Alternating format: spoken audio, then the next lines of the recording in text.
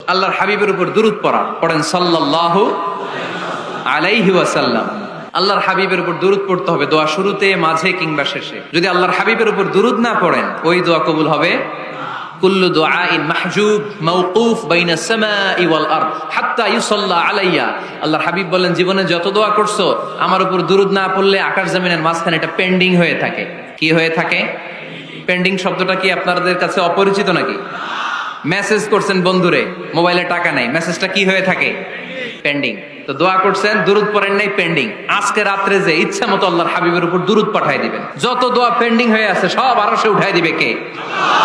দোয়া কবুলের সর্বশেষ শর্ত হচ্ছে মুওয়াফাকাতুদ দোয়া বিদ-দাওয়া। দোয়ার সাথে দাওয়া লাগবে। দোয়ার সাথে সবাই বলেন, দোয়ার সাথে কি লাগবে?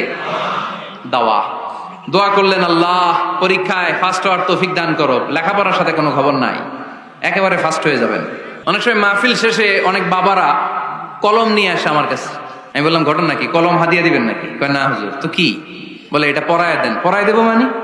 আমার ছেলের পরীক্ষা, আপনার এই ফু দেওয়া কলম দিয়ে পরীক্ষা দিলে গোল্ডেন এ প্লাস, আমি কই পড়াশোনা না করলে ডবল জিরো। ঠিক কিনা? আগে পড়াশোনা করতে হবে, তারপর দোয়া চাইলে ওই দোয়ায় কাজ হবে। ঠিক কিনা? এটাই ইসলাম।